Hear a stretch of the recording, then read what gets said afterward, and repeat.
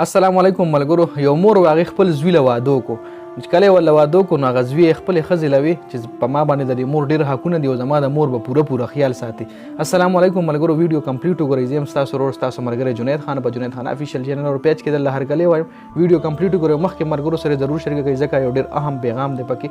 کله چې هغه زوی واده وکړو او خپلې ښځې له وویل چې زما د مور به ډېر زیات خیال ساتي او د دې په ما باندې ډېر حقونه دي. یو کال دوی ښځې ډېر زیات خیال ساتلی بس اخر یې ښځه تنګه شوې ده او خاوند یې ویلي دي چې بس ته زه د مور نور حقونه نشم پوره کولی، نور خیال نشم ساتلی او داسې چلو که د مور سره کښېنه دې سره حساب کتاب وکړه دې چې څومره حقونه دي په تا باندې په یو ځای بوله دا ټول حقونه خلاص کړو چې بس خلاص شو تر کومې به دې سره زه لکه ژوند تېروم او تر کومې به سخته تېروم بس دا ټول حقونه وله په یو ځای خلاص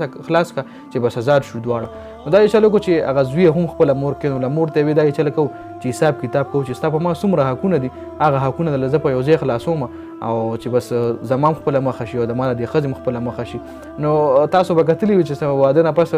دا ځوان اکثر ډېر ځوانان داسې وي چې هغوی داسې بدل شي لږ نو هغه زوی هم لږ بدل شي نو مور وله یې کښې به نو حساب کتاب وکړو خو دا ډېر لوی حساب کتاب دی او په دې به ډېر ټایم لګي او بیا به څه ټایم کښېنو د حساب کتاب به شروع کړو. چې شپه شوې ده او زوی یې وده شوی دی نو مور یې داسې چل کړی دی چې یو ګیلاس اوبه یې راایستلي دي او زوی یې په هغه کټ کې ور دي هغه ټول هر څه یې ورله لوندې کړي او بس دې کې زوی په چغو پاسېدلی دی چې دا دې څوک مور یو دا خو یخني ده او زه به اوس دې کې وده کېږم څنګه او تا خو ټول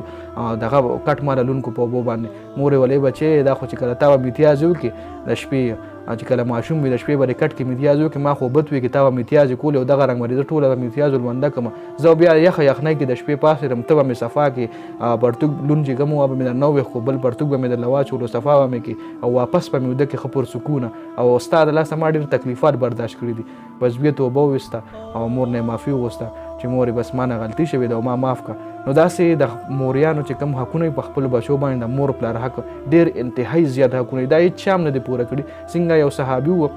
نو مې اوس زما ذهن له نه راځي هغه داسې چل وکړو چې مور یې یو ځل حج له بوتله او حج چې کوم دی مور یې ډېره ضعیفه وه مور یې په اوږه کښېنولې وه ټول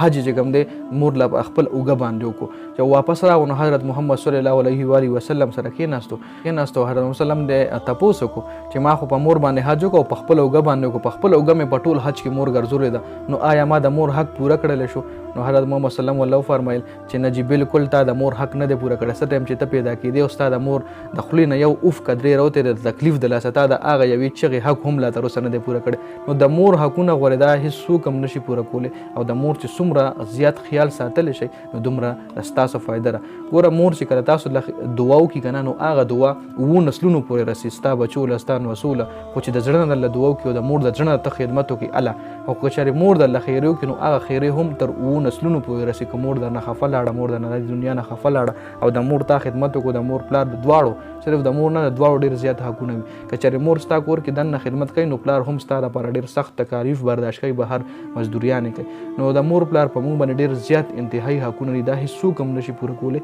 او په مور په خدمت باندې ته جنت هم ګټلی شي دا دنیا پې هم ګټلی شي هغه دنیا پې هم ګټلی شي د مور پلار په خدمت باندې. نو دا یو شاړ غوندې پیغام ما تاسو سره شریک کړو. امید لرم ویډیو به ستاسو خوښه شوي ویډیو مخکې ملګرو سره ضرور شریک کړئ. جنید خان افیشیل چینل سبسکرایب کړئ پیج هم لایک کړئ د ویډیو کتلو ډېره زیاته مننه. والسلام.